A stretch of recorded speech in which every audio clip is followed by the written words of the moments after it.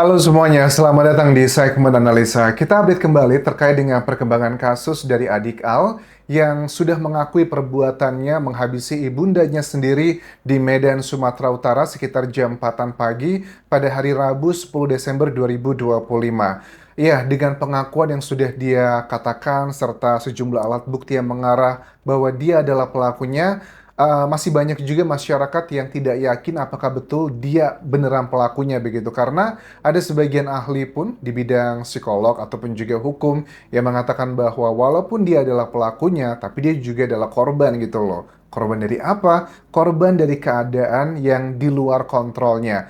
Diketahui kalau kita dengar keterangan terbaru teman-teman yang disampaikan dari Kasat Reskrim Polrestabes Medan, AKBP Bayu Putro Wijayanto mengatakan bahwa dia sudah berbicara cukup jelas dan clear kepada penyidik dan juga sejumlah ahli psikolog dan juga forensik, termasuk juga dengan keluarganya. Dia mengutarakan terkait dengan penyesalan dan rasa sangat bersedih karena dia sudah melakukan aksi tersebut. Ya, dilakukan pengecekan dari sejumlah ahli, adik Al tidak melakukan ini dalam kondisi di bawah sadar. Artinya, dia melakukan tindakannya dengan sangat sadar, tidak mengalami ilusi, tidak mengalami sakit mental seperti NPD atau yang skizofrenia ya, dan juga IQ-nya kategorinya superior, makanya dia berprestasi di sekolah. Nah, coba kita dalami lebih detail, karena kan sekarang sudah penetapan tersangka atau ABH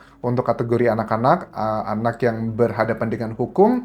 Tahapan berikutnya adalah persidangan. Apakah hakim nanti akan setuju dan memberikan vonis kepada adik Al, atau jangan-jangan hakimnya nanti juga sama seperti masyarakat yang aku lihat banyak yang masih belum yakin dan percaya bahwa dia adalah pelakunya, itu biarlah kita nantikan di tahapan berikutnya. Tetapi kalau menurut keterangan dari Kapolres Medan, Kombes Pol Jen Calvin Simanjuntak, bahwa penetapan adik Al sebagai ABH ini itu motifnya tidaklah tunggal tetapi ada gabungan beberapa motif. Ini coba kita dalami, mudah-mudahan bisa menjadi pelajaran bagi masyarakat Indonesia karena kejadian adik Al itu adalah kejadian kayak fenomena gunung es yang muncul ke permukaan tuh dikit tapi sebenarnya banyak yang mengalami seperti ini.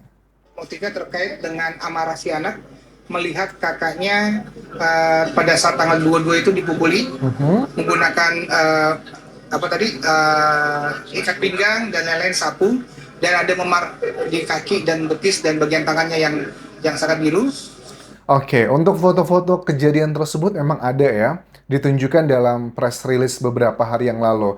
Dan kejadian seperti ini tuh memang banyak ya, aku sih paham ya. Maksudnya dengan latar belakang hal yang udah nggak aneh lagi di Indonesia, pada saat seorang istri, seorang ibu memiliki masalah kepada pasangannya, itu memang nggak sedikit seorang ibu itu justru melampiaskannya kepada anak-anaknya. Apesnya gini teman-teman, kalau ini ada, ya ada pro kontra lah. Karena aku lihat kalau anak yang diperlakukan seperti itu adalah anak yang pintar, punya IQ yang tinggi, orang tua harus hati-hati loh. Bisa terjadi seperti ini. Maksudnya ya, memang kita nggak bisa pungkiri gitu. Kalau anak pintar itu kan dia tahu bagaimana melangsungkan aksinya. Memang anak-anak yang usia di bawah 18 tahun tuh kan empatinya secara nalurianya tuh belum mateng lah. Masih egonya tinggi, itu adalah hal yang wajar.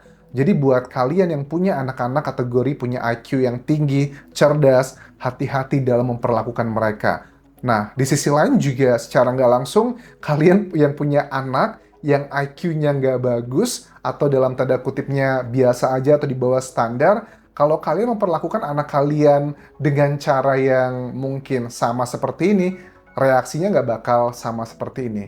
Mungkin kalau kita lihat kan anak-anak yang berada di golongan menengah ke bawah secara ekonomi juga nggak bagus, secara otak pun juga biasa aja, justru malah mereka dibegitukan nama ibunya malah ngedown. Tapi kalau anak-anak yang punya kemampuan finansial, kemudian otaknya juga encer, justru malah pengen melawan balik. Jadi punya anak pinter dan nggak pinter, itu ada positif dan negatifnya sih. Dari kasus ini aku belajarnya seperti itu. Dan di situ dia juga melihat korban ini Hmm. berkali-kali memarahi dirinya, memarahi kakaknya, dan bahkan memarahi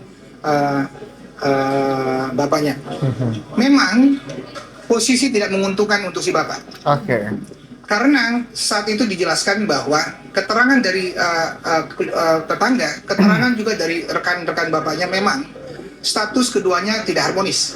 Oke, jadi memang ayahandanya atau kepala keluarga ini Alhamdulillah Syagian menjadi sosok yang kontroversi karena ada hubungan yang tidak harmonis tersebut. Karena kan dikatakan di awal-awal banyak media yang bilang bahwa hubungan antara sang suami dengan istri itu baik-baik aja kok, harmonis. Nah, kita nggak tahu apakah itu pernyataan yang benar atau enggak. Kalau memang itu bohong, apakah bohongnya itu dugaannya untuk menutupi aib pribadi atau justru menutupi perilaku kejadian sebenarnya? Ya, tapi sekarang kita lihat bahwa alat bukti tidak ada yang menjurus ke Alham Humalasiagian sebagai pelakunya. Tetapi apakah adik Al ini hanya sebagai pelaku aja, Anjas? Tidakkah bisa dia dikategorikan juga sebagai korban? Ya, ini adalah korban dari kondisi. Ya, bisa juga kalau kita tarik-tarik, tapi kan kita bukan Tuhan ya. Kalau hukum di Indonesia atau di dunia ini kan antara perbuatan dengan pasalnya dicocokkan. Kalau masalah kayak penyebab yang ada di otak kita, yaitu adalah tanggung jawab kita sama Tuhan nanti setelah kita tidak lagi di dunia ini. Ya kalau secara pribadi aku menilai bahwa perilaku anak ini adalah, ya dia adalah korban si adik Al ini. Korban dari hubungan antara ayah dan juga ibu yang tidak harmonis. Ibu seperti itu kelakuannya juga mungkin juga ada permasalahan dengan sang ayah. Ibu memperlakukan kakaknya, adik Al juga dengan cara sedemikian yang cukup mengerikan menurut aku, itu karena pelampiasan kekesalan. Dan ini bukan excuse ya, ini pelajaran aku harapnya. Makanya kan banyak yang bilang nih psikolog untuk kalian nih, terutama orang tua. Kalau lagi ribut sama pasangan, jangan di depan anak. Kalau lagi kesel sama pasangan, jangan dilampiaskan ke anak. Karena bagaimanapun juga anak-anak itu kan manusia, mereka punya reaksinya berbeda-beda gitu loh. Tergantung kalau kita memberikan mereka kasih sayang dengan yang baik, yang tulus, pasti kita akan mendapatkan hal yang sama. Kalaupun sebaliknya, dengan cara yang kasar ataupun nggak manusiawi, jangan heran kalau reaksi anak berbeda-beda, bisa aja kalian dibalas sama anaknya nanti. Nggak nunggu dewasa, saat mereka punya kesempatan lu bisa melakukan hal seperti itu. Bahkan ada banyak juga nih yang komentar ke Instagramku curhat bahwa Anjas aku percaya deh dengan kejadian ini bahwa adik Al adalah pelakunya. Karena aku pun mengalami hal yang serupa. Ibuku itu luar biasa kasar, melakukan hal-hal yang kurang lebih seperti ini dengan berbagai macam alasan. Terutama buat kalian yang berada di ekonomi menengah ke bawah. Kalau udah masalah urusan sama duit gitu ya, ibu atau bapak pusing dikit aja masalah duit, ada kerjaan, anak yang jadi pelampiasan. Nanti kalau udah habis, digebukin gitu, nanti anaknya dipeluk gitu kan, nyesel gitu. Ntar diulang lagi, kayak makan cabe gitu loh. Pedes, nyeselnya sekarang, tapi nanti pengen lagi, pengen lagi. Nah, buat kalian yang terjebak dalam situasi seperti ini, buru-burulah minta maaf sama anak kalian sebelum itu nanti akan mengendap ke hati mereka dan kalian akan mendapatkan balasannya. Baik itu secara seperti ini, atau mungkin hubungannya udah nggak harmonis lagi. Nah, keterangan terbaru juga, kalau aku dalami di sini teman-teman, terkait dengan kronologi yang dikatakan bahwa yang menjadi pencetusnya terkait dengan permainan game gitu ya. Ada salah satu game online yang dihapus oleh ibunya. Ada juga ditunjukkan di sejumlah capturean pada saat penyidik di Medan memaparkan ke media, ternyata kan ada adegan-adegan di kartun yang biasa dimainkan adik Al, itu yang berhubungan dengan pisau. Ada adegan yang kayak Detektif Conan di salah satu episodenya, itu melakukan aksi salah satunya dengan yang tersebut mentus-tus ke banyak orang. Nah, dia terinspirasi di situ juga. Makanya jam 4 pagi tersebut, pada saat dia bangun, dia juga udah ngerti gitu kan, untuk tidak terkena noda merah dari ibunya, kan dia cuci muka si adik Alnya jam 4 pagi, selesai melakukan persiapan, dia buka baju semuanya, langsung melakukan hal tersebut. Alasannya kan dia bilang katanya biarin tidak kena noda merah kemana-mana. Nah, ini yang menjadi salah satu petunjuk adalah keterangan dari tetangga sebelah rumahnya yang mengatakan bahwa ya sekitar jam 5 pagi atau setengah 5-an pagi mendengar suara bahwa ada suara kayak minta tolong. Tapi suaranya sangat lirih. Ini sebenarnya menguatkan keterangan adik Al bahwa dia adalah pelakunya. Nah, kalau yang tidak ada saksi yang mendengar suara tolong, justru itu malah bertolak belakang dengan keterangan adik Al. Maksudnya gimana? Karena kan ada yang banyak yang bilang, kan ada berapa tuh 23 tustus ya setelah dilakukan pendalaman, masa yang pertama dia tidak teriak, kedua tidak teriak ya. Kita make sense sekarang. Oh, ternyata ada kok teriakan tersebut. Tapi kan karena pagi hari, sekitar jam 4, makanya mungkin energinya belum terkumpul, kaget, terus juga di area yang vital. Makanya tidak ada kekuatan untuk melawan, tapi dengan nada yang cukup seperti itu. Tapi bagaimana dengan keterangan dari kakaknya Al, putri sulung dari keluarga ini, yang mengatakan bahwa dia itu terbangun karena sang korban atau ibu itu terjatuh dari kasurnya. Karena kan mereka tidurnya di lantai satu. Kakak sama adik di kasur yang bawah, sementara ibu di kasur yang atas. Jadi adik Al ini melakukan aksinya langsung ke atas. Karena kan terjatuhnya di situ. Kemudian sang kakak berusaha mengambil pisau tersebut, berusaha menutup pintu, tapi adik Alnya balik lagi ke dapur untuk mengambil pisau yang lainnya. Nah, pada saat proses itulah kakak itu lari ke lantai 2, manggil ayahnya yang lagi tidur di sana, kedok-kedok, ketok-ketok pintunya, dan pada saat turun ke bawah, ya udah ngeliatlah seperti itu kejadiannya. Tetapi juga diketahui bahwa korban atau ibu Faiza Soraya itu masih sempat sadar, diberdirikan atau didudukan ya tepatnya di sebuah lemari kamar tersebut, kemudian sempat dikasih minum. Tetapi setelah itu dikatakan bahwa sudah tidak lagi bernafas. Terkait dengan keterangan, ada saksi yang mengatakan bahwa supir ambulans itu pada saat datang sekitar jam 5 pagi hari Rabu 10 Desember 2025 tersebut masih melihat korban bernafas. Ini harus diklarifikasi apakah betul atau tidak. Kalau seandainya keterangan dari supir ambulans mengatakan bahwa iya betul, waktu saya datang ke sana, korban itu masih bernafas kok.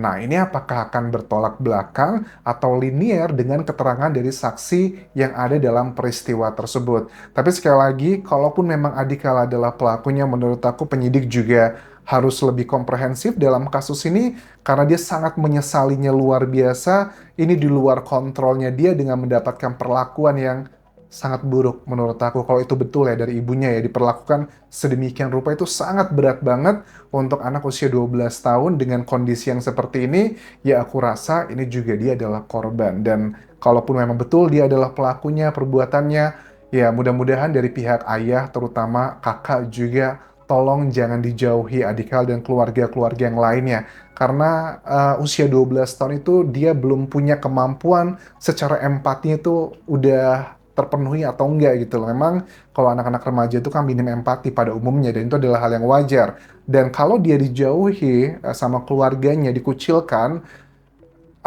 justru aku takutnya malah kayak akan berkembang menjadi hal yang lain, misalnya kayak sosiopat. Kalau psikopat, ya kita nggak tahu ya, karena psikopat sama sosiopat itu perilakunya sama, melakukan hal-hal yang kriminal lah, kurang lebih seperti ini. Tetapi penyebabnya berbeda. Kalau psikopat itu ada bagian di sarafnya adik Al, mohon maaf ya, harus dicek dulu, itu saraf empatinya terputus, makanya dia menikmati dan tidak ada penyesalan. Tapi aku lihat keterangan di sini katanya menyesal, artinya itu bukan psikopat. Tapi kalau sosiopat, itu perilakunya sama seperti psikopat, tapi penyebabnya dia itu harus melakukannya untuk bertahan hidup. Itu adalah self-mekanisme dia untuk bertahan menghadapi permasalahannya. Misalnya kayak anak-anak yang tinggal di jalanan. Kalau saya tidak mencuri nih, saya nggak akan makan gitu loh. Kalau saya tidak melawan, melakukan hal yang sedemikian rupa keras, mereka akan menghajar saya begitu. Jadi mudah-mudahan pihak keluarga bisa benar-benar hati-hati dalam